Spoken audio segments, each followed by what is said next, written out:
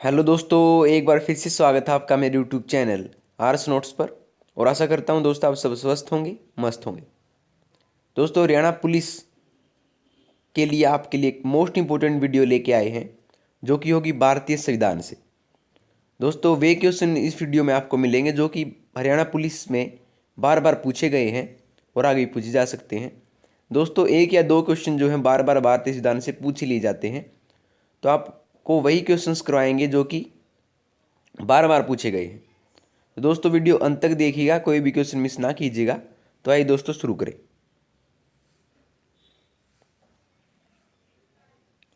पहला है, किस वर्ष में भाषाई आधार पर राज्यों का पुनर्गठन किया गया? किस वर्ष में जो है भाषाई आधार पर राज्यों का पुनर्गठन किया गया था? वर्ष 1951 में, वर्ष 1947 में, 1950 में या 1956 में? तो भाषाई आधार पर राज्यों का पुनर्गठन जो है दोस्तों, ये किया गया था ऑप्शन डी, वर्ष 1956 में। ठीक है, वर्ष 1956 में आपका दोस्तों भाषाई आधार पर राज्यों का पुनर्गठन किया गया था। ठीक है दोस्तों, मोस्ट इंपोर्टेंट क्वेश्चन है।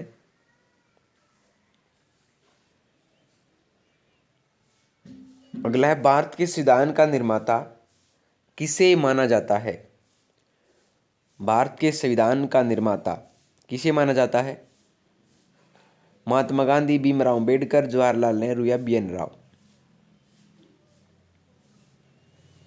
दोस्तों, बार बार पूछा गया क्वेश्चन है, भारत के संविधान का निर्माता जो है वो माना जाता है भीमराव अंबेडकर जी को। ठीक है दोस्तों, भीमराव अंबेडकर को भारतीय संविधान का निर्माता माना जाता है दोस्तों, ऑप्शन बी। ठीक है,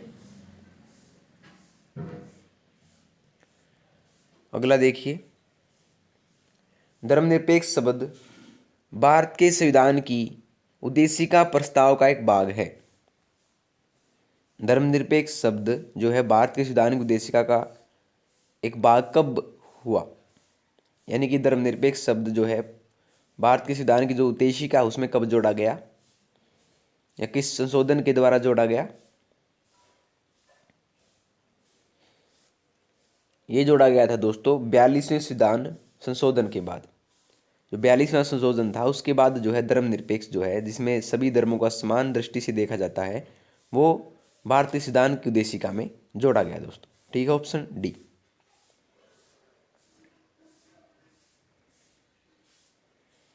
अगला है, संविधान की प्रस्तावना में भारत को क्या कहा गया है? संविधान की प्रस्तावना में भारत को क्या कहा गया है? तो क्या कहा गया है दोस्तों? ये कहा गया है ऑप्शन बी, समाजवादी कहा गया है, लोकतांत्रिक कहा गया है, धर्मनिरपेक्ष कहा गया है और गणराज्य कहा गया है। यानी कि समाजवादी, लोकतांत्रिक और धर्मनिरपेक्ष गणराज्य दोस्तों भारत की प्रस्तावना में भारत को कहा गया है दोस्तों। ऑप्शन बी इसका एग्जैक्ट आंसर हो जाएगा दोस्तों। ठीक है,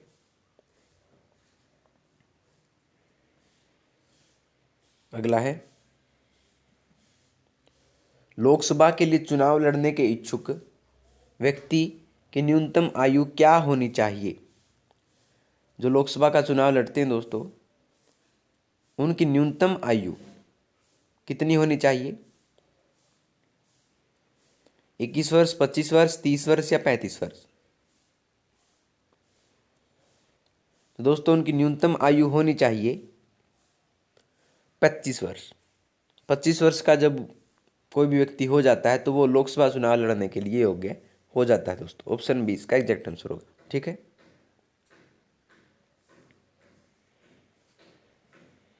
अगला है, केंद्रीय सरकार का उच्चतम सिविल अधिकारी कौन है?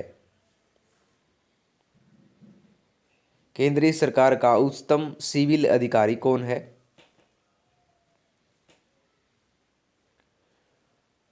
तो ये होता है दोस्तों मंत्रिमंडल सचिव। मंत्रिमंडल का जो सचिव होता है वो केंद्र सरकार का उच्चतम सिविल अधिकारी होता है दोस्तों। ऑप्शन बी इसका एग्जैक्ट आंसर हो जाएगा। ठीक है, अगला देखिए, भारत में नागरिकों के लिए निर्धारित मत देने की न्यूनतम आयु क्या है? भारत में नागरिकों के लिए जो है वो कितनी उम्र के बाद जो है अपने मत का अधिकार प्राप्त कर सकते हैं? तो ये कर सकते हैं दोस्तों, सबको पता है 18 वर्ष का। 18 वर्ष का जो नागरिक तब हो जाता है तो अपने मत का अधिकार का उपयोग कर सकता है दोस्तों। ऑप्शन ए इसका एग्जैक्ट आंसर होगा। ठीक है,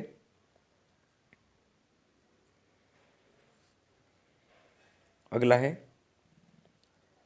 निम्नलिखित समितियों में से कौन सी संसदीय समितियां हैं?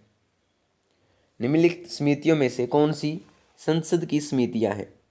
दोस्तों आपको ये जो है 3 पॉइंट दे रखे हैं, तो उसमें से बताना है कि कौन सी जो है संसद की समितियां हैं। देखिए, पहला है लोक लेखा समिति, बिल्कुल ठीक है दोस्तों, संसद की समितियां हैं। प्राक्कलन समिति भी है और सरकारी उपक्रम समिति भी है दोस्तों। 1 2 3 दोनों ही है, तीनों ही है। तो इसका एग्जैक्ट आंसर क्या होगा? ऑप्शन डी, 1 2 और 3। ठीक है दोस्तों, याद रखिएगा।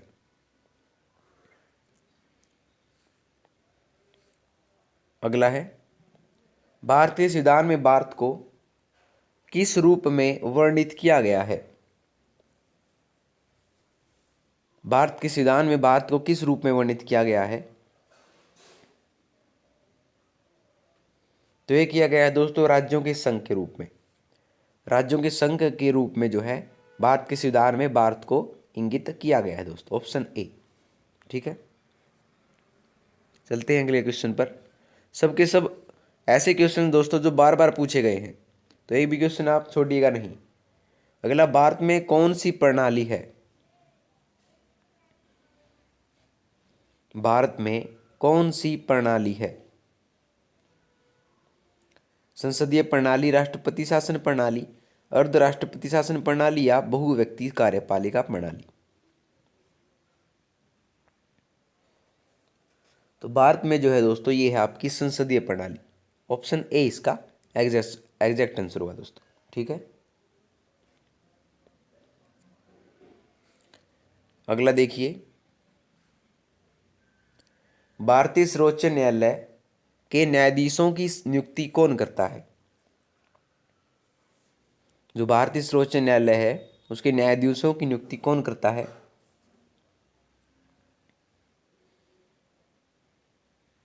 तो ये करते हैं दोस्तों राष्ट्रपति। राष्ट्रपति द्वारा जो है भारतीय सर्वोच्च न्यायालय की न्यायाधीशों की नियुक्ति की जाती है। ऑप्शन ए दोस्तों।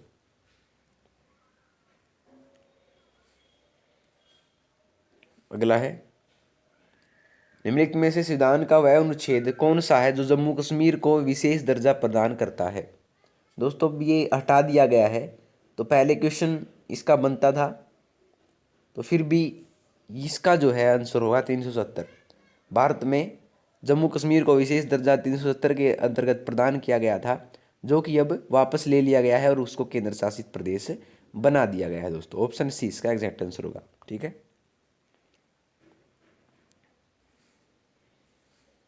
अगला है, किसी राज्य की विधानसभा के अधिकतम सदस्य कितने हो सकते हैं? किसी राज्य की विधानसभा के अधिकतम सदस्य कितने हो सकते हैं? 400, 450, 500 या 550?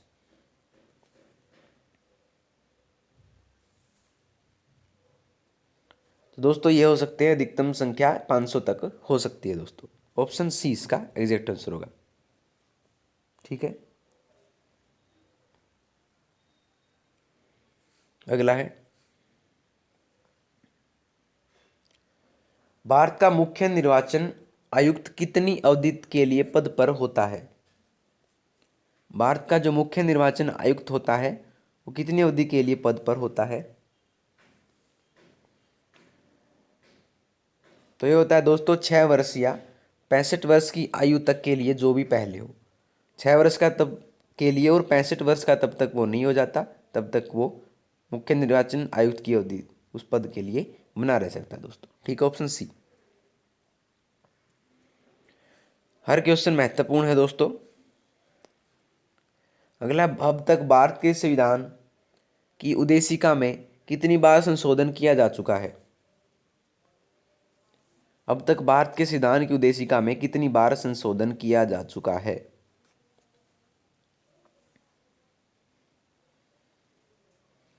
तो ये किया जा चुका है दोस्तों एक बार जो है भारतीय संविधान की उद्देशिका में संशोधन किया जा चुका है। कौन सा संविधान संशोधन था? वो था 42वां। याद रखिएगा दोस्तों, ऑप्शन ए इसका एग्जैक्ट आंसर होगा।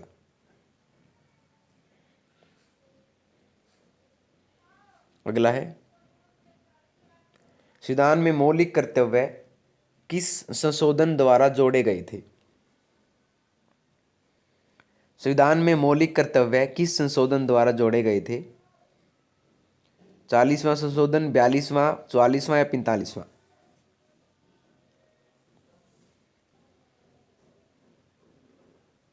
तो ये जोड़े गए थे दोस्तों 42वें संविधान संशोधन द्वारा। ऑप्शन 20 का एग्जैक्ट आंसर होगा दोस्तों। ठीक है,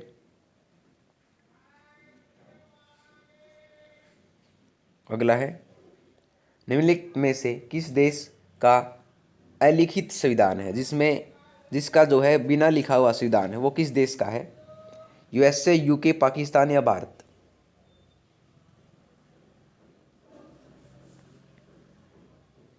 तो दोस्तों ये है यूनाइटेड किंगडम का। यूनाइटेड किंगडम का जो है संविधान जो है अलिखित है, जो लिखा नहीं गया। ऑप्शन 20 का आंसर हुआ दोस्तों। ठीक है,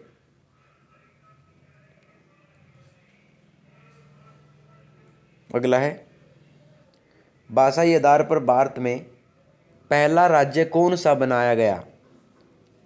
भाषाई आधार पर भारत में पहला राज्य कौन सा बनाया गया?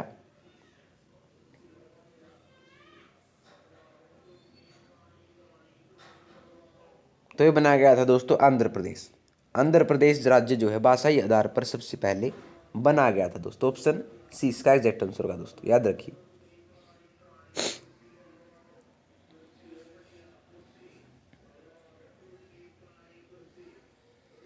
अगला है, भारत में उच्च न्यायालय के न्यायाधीशों को पद की शपथ कौन दिलाता है? भारत में उच्च न्यायालय के न्यायाधीश को पद की शपथ कौन दिलाता है?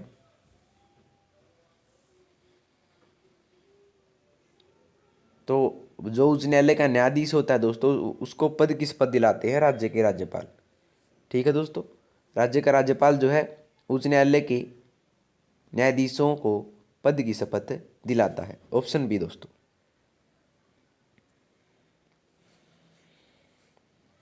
अगला है, मौलिक अधिकार किसके संविधान से ग्रहित किए गए हैं? मौलिक अधिकार जो है किसके संविधान से ग्रहित किए गए हैं, किससे लिए गए हैं?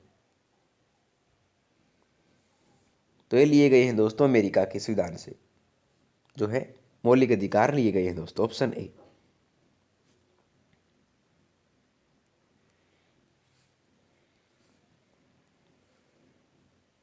अगला, कोलकाता में उच्चतम न्यायालय की स्थापना किसके द्वारा की गई थी?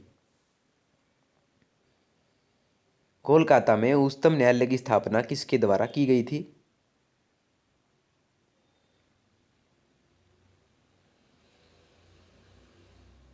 तो ये की गई थी दोस्तों ऑप्शन ए। 1773 का जो विनियामक अधिनियम था उसके अंतर्गत कोलकाता में उच्चतम न्यायालय की स्थापना की गई थी दोस्तों। ऑप्शन ए इसका एग्जैक्ट आंसर होगा दोस्तों।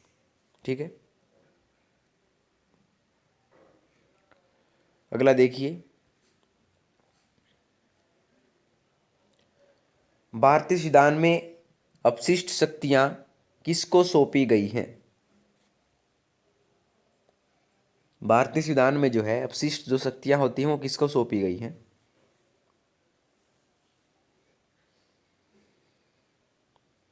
तो ये सौंपी गई हैं दोस्तों केवल संघ संसद को। केवल संघ संसद को जो है भारतीय संविधान में अपशिष्ट शक्तियां सौंपी गई हैं। ठीक है, ऑप्शन सी इसका एग्जैक्ट आंसर होगा दोस्तों। अगला है, भारत के संविधान में संवैधानिक उपचार का अधिकार निम्नलिखित में से किस अनुच्छेद में दिया गया है? भारतीय संविधान में संवैधानिक उपचार का अधिकार निम्नलिखित में से किस अनुच्छेद में दिया गया है? क्या वो अनुच्छेद 30 है, 31, 32 या 35?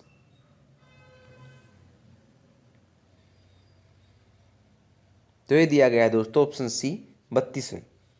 32वें जो है अनुच्छेद में संवैधानिक उपचार का अधिकार दोस्तों दिया गया है, याद रखिएगा। अगला देखिए, राष्ट्रपति की सेवानिवृत्ति आयु क्या है? भारत की राष्ट्रपति की सेवानिवृत्ति क्या आयु क्या है, कब तक वो रिटायर हो सकते हैं? तो दोस्तों आपको बता दें, जो राष्ट्रपति होता है उसकी कोई निश्चित उम्र नहीं होती, तो उनको अपना जो राष्ट्रपति काल है वो कभी तक भी जारी रख सकते हैं, चाहे उनकी 80 उम्र हो, 90 हो या 100 हो। राष्ट्रपति की सेवानिवृत्ति नहीं होती दोस्तों, लेकिन उनका समय निश्चित किया होता है, वो होता है 5 वर्ष का। 5 वर्ष के बाद जो है दूसरा राष्ट्रपति आते हैं या वही बन जाते हैं। तो राष्ट्रपति की सेवानिवृत्ति है दोस्तों, उनका उसका पूरा जो है समय नहीं होता, यानी कि वो कभी भी राष्ट्रपति बन सकते हैं। तो इसका आंसर क्या हो जाएगा दोस्तों? इनमें से कोई नहीं। ठीक है दोस्तों, ऑप्शन डी। ठीक है, और अंतिम है दोस्तों, देखिए मोस्ट इंपॉर्टेंट क्वेश्चन है, हमारा राष्ट्रगान पहली बार कब और कहाँ गाया गया था? हमारा राष्ट्रगान पहली बार कब और कहाँ गाया गया था? तो जो आपको बता दें दोस्तों, राष्ट्रगान जन गण मन जो कि पहली बार गाया गया था कलकत्ता में, और कहाँ गाया गया था?